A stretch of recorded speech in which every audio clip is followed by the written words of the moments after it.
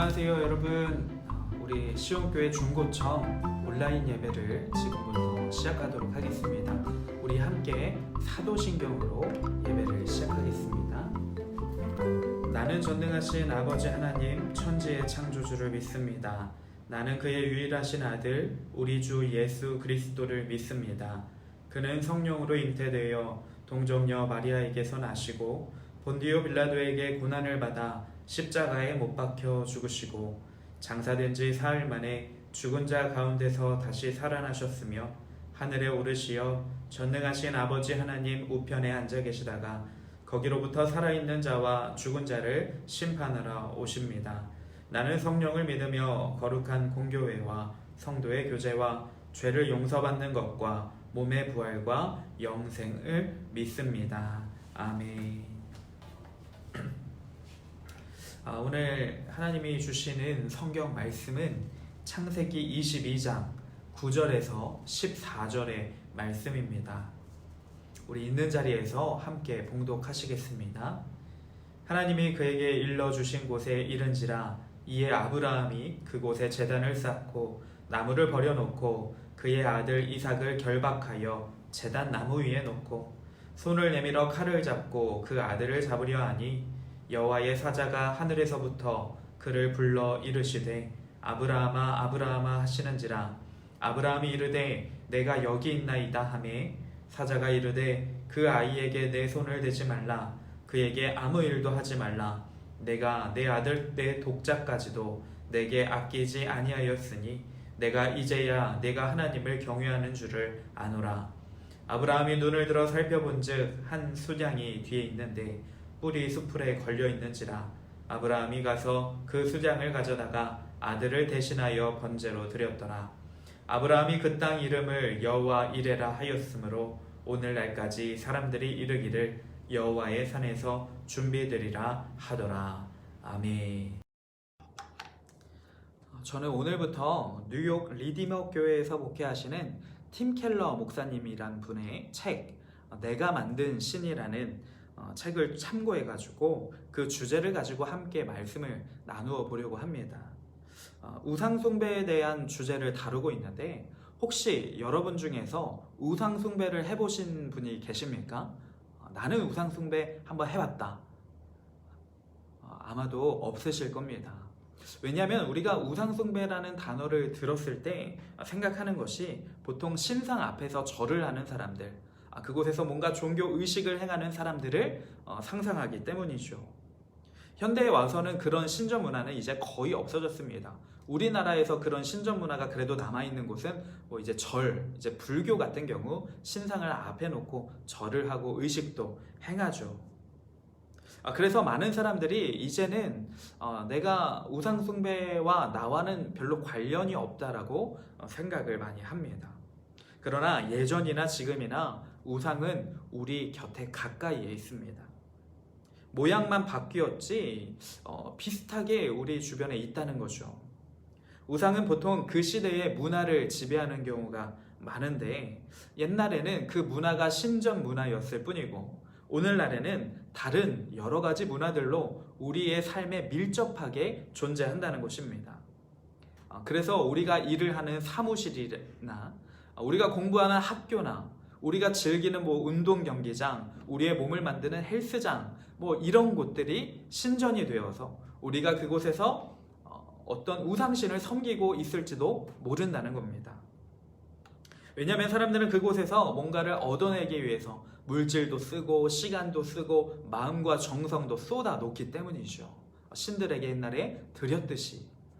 어떻게 우상이 보이지도 않는데 어떻게 생길 수 있을까? 그것은 에스겔 말씀에서 그것이 나오는데요.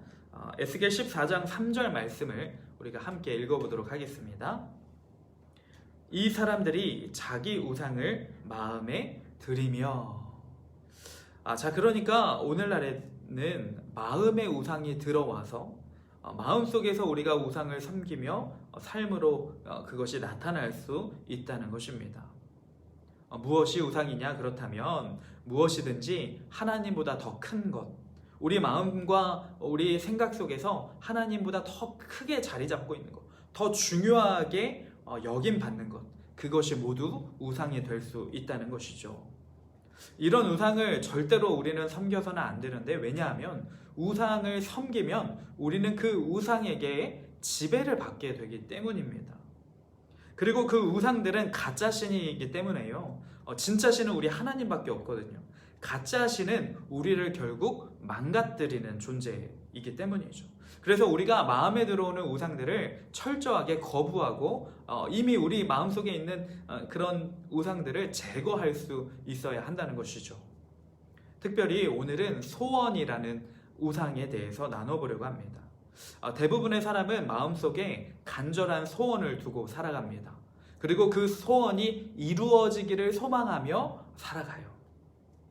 그런데 그 소원이 이루어질 때, 실제로 완전히 모든 사람의 소원이 이루어진다면 어떻게 될까요? 오히려 그것이 그 사람에게 불행이 될 수도 있습니다. 예를 들어서 요술램프 지니의 요정 이야기 아시죠? 그 램프의 주인이 되었던 사람들이 다 어떻게 되었는지 아십니까? 동화에 보면 그 주인공, 욕심이 없던 아주 특별한 선한 그 주인공을 제외하고 그 전에 요술램프의 주인들은 모두 파멸했습니다. 분명히 소원을 들어주는 요술램프를 얻었음에도 불구하고 그들의 삶은 행복이 아니라 불행한 최후를 맞았다는 겁니다. 소원이라는 우상에 너무 집착한 나머지 망가지게 된 것이죠. 오늘 본문에 나오는 아브라함, 우리 믿음의 조상 아브라함에게도 소원이 있었습니다. 그런데 그것이 우상이 되었을까요? 안 되었을까요? 오늘 말씀을 통해서 나누어 보도록 하겠습니다. 자, 하나님은 아브라함이 75세가 되었을 때 찾아오셔서 너희 고향과 친척과 아버지의 집을 떠나서 내가 너를 위해서 준비한 땅으로 가라 라고 명령하셨습니다. 잘 살고 있는 아브라함에게 찾아오셔서 난데없이 떠나라는 것입니다. 평생 자라왔고 의지하는 사람들도 있는 그곳을 떠나서 결국 모든 것을 놓고 알지 못하는 땅으로 떠나라고 명령하셨습니다. 그런데 신기한 것은 아브라함이 이에 순종했다는 거예요. 히브리서 11장 8절의 말씀입니다. 믿음으로 아브라함은 부르심을 받았을 때에 순종하여 장래의 유업으로 받을 땅에 나아갈새 갈 바를 알지 못하고 나아갔으며 라고 나옵니다. 그러니까 이런 믿음이 있었기에 아브라함이 믿음의 조상이다 라는 평가를 받을 수가 있었겠죠. 그 옛날 시대에 자신이 살던 터전을 떠나서 타지에 간다는 것은요, 굉장히 위험한 일이고 그 사람에게는 굉장히 두려운 일이었습니다. 그런데 아브라함은 어떻게 이 하나님의 명령에 바로 순종을 할 수가 있었을까요? 그것은요, 바로 하나님께서 주시는 약속의 소망을 걸었기 때문입니다. 우리 창세기 12장 2절의 말씀도 띄워드릴 테니 우리 함께 읽어볼게요. 내가 너로 큰 민족을 이루고 내게 복을 주어 내 이름을 창대하게 하리니 너는 복이 될지라. 아브라함은 내가 너로 큰 민족을 이루겠다라고 하는 하나님의 약속, 그 복을 믿고 고향을 떠납니다. 아브라함은 나이가 75세라고 했죠. 그때 당시에 오래 살긴 했지만 그래도 75세면 많은 나이였습니다. 자, 그 적지 않은 나이에 아브라함에게 유일한 단점이 있다면 자식이 없었다는 거예요. 그의 아내가 이제 자식을 낳을 수 없는 몸이어서 자녀가 한 명도 없었습니다. 요즘에야 자식을 일부러 갖지 않는 가정들도 많이 있지만 그때 고대 시대에는요, 이 자식을 낳아서 대를 잇는 것이 매우 중요한 일이었습니다. 특별히 아들을 낳는 것. 그래서 내 이 핏줄이 이어지는 것, 그것이 굉장히 중요했거든요. 그런데 하나님께서 갑자기 나타나셔서 아브라함에게 그 늙어가는 아브라함에게 내가 너로 큰 민족을 이루겠다라고 하시는 겁니다. 즉 아들을 낳게 해주시겠다는 약속인 거죠. 그래서 아브라함은 그 하나님을 의지하고 믿고 나아갑니다. 그 아브라함에게 아들을 얻는 것은요, 자신의 고향보다 자신의 친구와 가족들을 떠날 수 있을 만큼 아주 간절한 소원이었던 것입니다. 그리고 시간이 흘러서 아브라함이 100세가 되었을 때에 하나님께서 그 약속을 이루어 주십니다. 아들이 태어난 거예요. 이삭. 정말 오래 기다렸습니다. 100년 만에 아들을 얻게 되는데 그럴 수 있었던 이유는 하나님의 말씀을 믿고 따르고 자신의 그 터전을 모두 버리고 하나님의 인도하심을 받았기 때문이었죠. 그래서 기적적으로 아들을 얻었고 아브라함의 평생의 소원을 이루게 되는 것이죠. 너무 기뻤을 겁니다. 그런데 여기에서 우리가 아까 그 전개대로라고 한다면 질문할 수 있겠죠. 아브라함은 하나님을 믿고 따른 것이 정말 하나님을 위한 것이었을까? 아니면 그저 아들을 얻기 위한 소원에서 비롯된 지푸라기라도 잡는 심정으로 하나님을 따른 것일까? 혹시 아브라함이 하나님을 아들을 얻기 위해서 이용한 것은 아닐까요? 아브라함이 궁극적으로 마음을 쏟고 있었던 대상은 하나님이었을까요? 아들이었을까요? 우리는 그 속을 사실 정확하게 알 수 있지는 않겠죠. 마음이니까. 그러나 아브라함이 어쨌든 하나님을 정말로 믿었던 것은 분명합니다. 하나님은 그 믿음을 주시고 이삭을 허락하셨거든요. 자, 그러면 이제 아브라함은 소원을 이루었기 때문에 이제 이삭이 잘 자라는 것을 보면서 이제 최후를, 나이도 많이 들었으니까 이제 죽음을 잘 준비하면 되었습니다. 자, 그렇게 시간이 흘러서 그 아들, 100세에 낳은 아들 이삭이 청소년기가 되었습니다.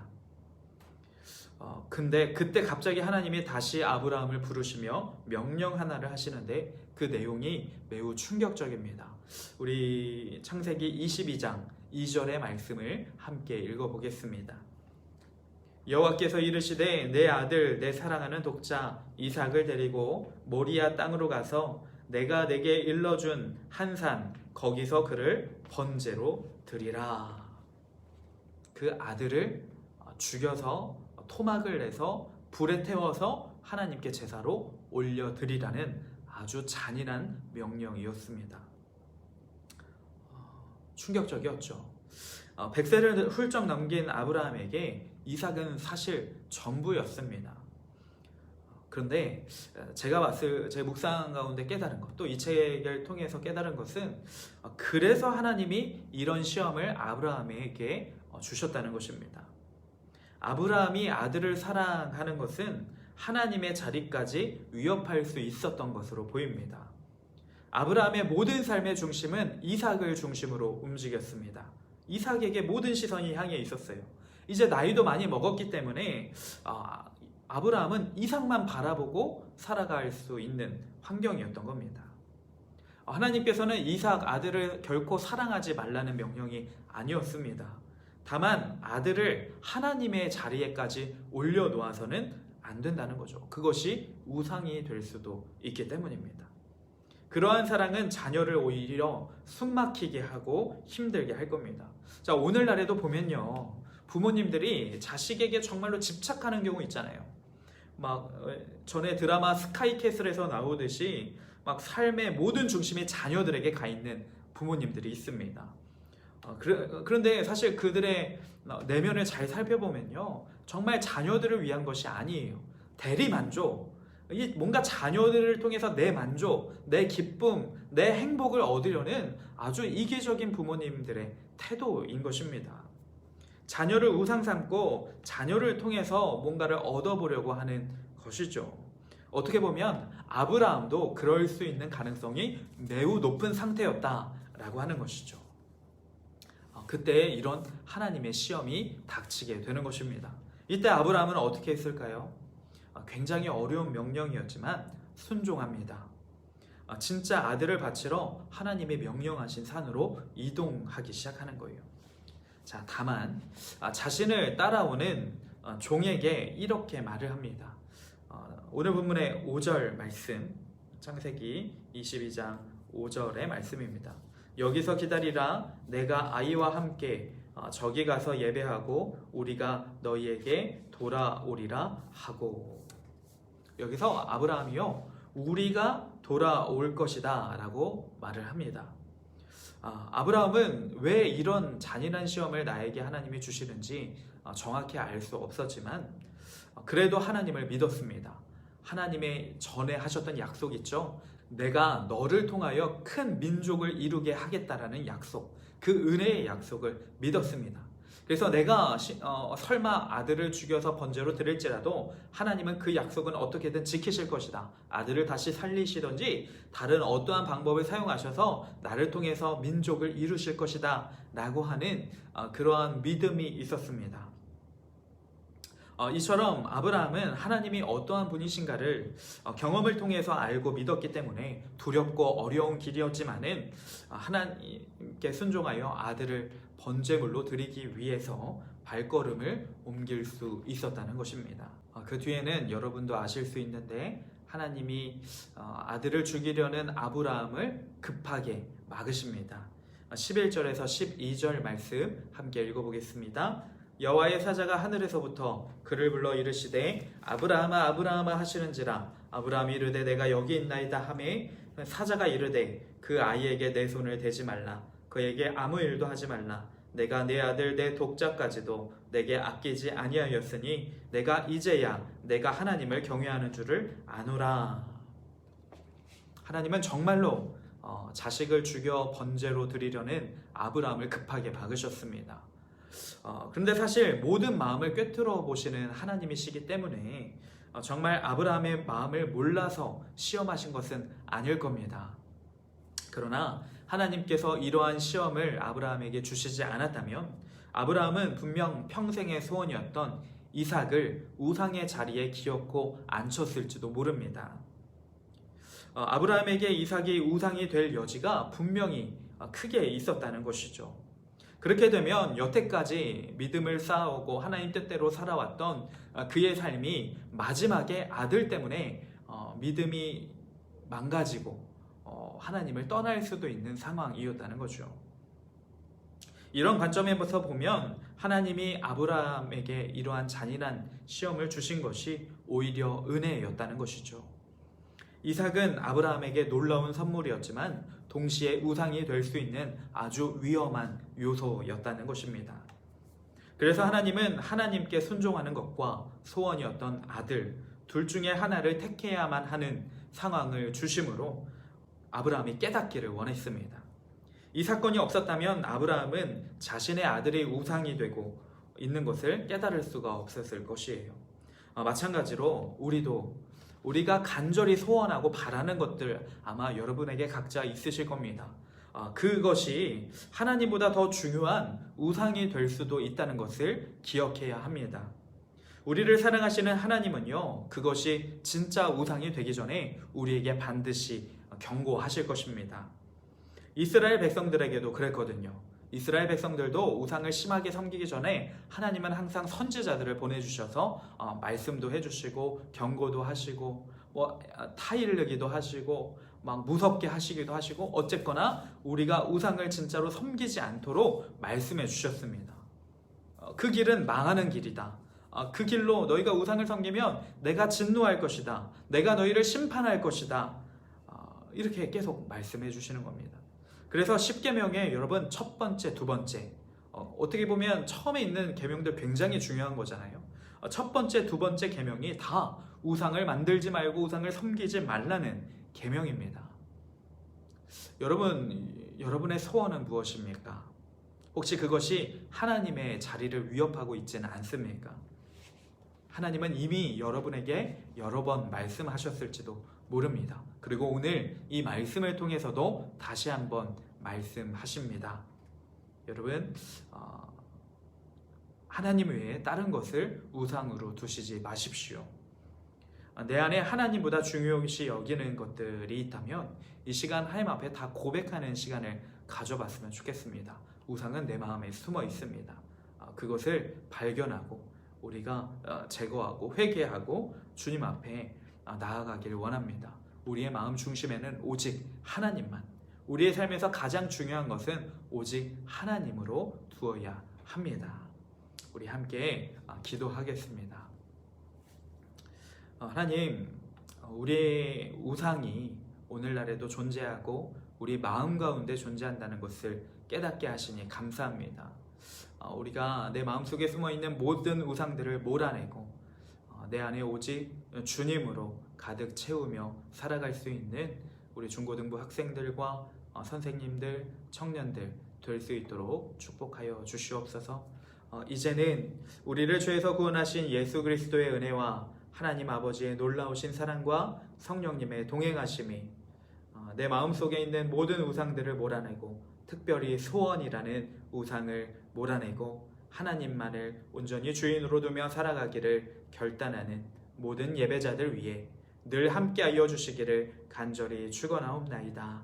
아멘.